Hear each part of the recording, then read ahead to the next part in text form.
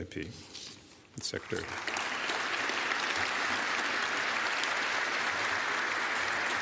Thank you very much indeed. Thank you. Firstly, the established rules of international conduct are repeatedly being flouted by major countries like Russia. The seizure of Crimea in 2014 was the first time that territory has been annexed in Europe by force of arms since 1945. But in fact, it was not the Kremlin's first territorial incursion this century, which was the invasion of Georgia in 2008. At the same time, we've also seen the open flouting of international norms on the use of chemical weapons by both Russia and Syria, in contravention of the Chemical Weapons Convention of 1997, to which both countries are parties. As a result, hundreds have died horrific deaths in Syria. And this March, the Russian government even used a banned nerve agent on the streets of Salisbury in Britain in an attempt to assassinate Sergei and Yulia Skripal. One British citizen was tragically killed as a result. Such aggressive and malign behaviour undermines the international order that keeps us safe. And of course, we must engage with Moscow, but we must also be blunt. Russia's foreign policy under President Putin has made the world a more dangerous place.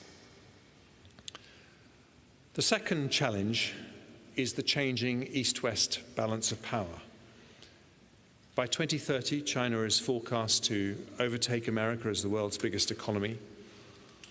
800 million Chinese have lifted themselves out of grinding poverty, surely something everyone should welcome.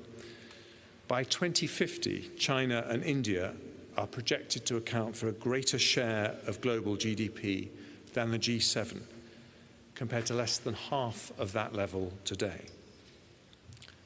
But with economic power comes political responsibility. And whilst China has been vocal in its support for some features of the existing system, particularly elements that enable it to trade freely with the world, it's been less supportive in other areas, refusing, for example, to oppose Russia's annexation of Crimea or support measures to strengthen the international ban on chemical weapons. Our hope must be for consistent, strong backing from China for the international rules-based order. And the key will be to get the right balance of competition and cooperation so that we can secure shared objectives wherever possible. Then there is the third challenge, namely the fraying domestic support for democratic systems in our own countries. Since the financial crash of 2008, many voters have started to question globalization and reject political leaders they associate as defending it. We need to rebuild the strongest possible alliances between countries that share the same values. The visible advantage that won NATO the Cold War was military capability.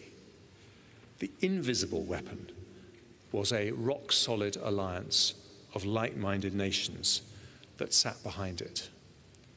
Those shared values meant that no opponent was ever in doubt about our red lines.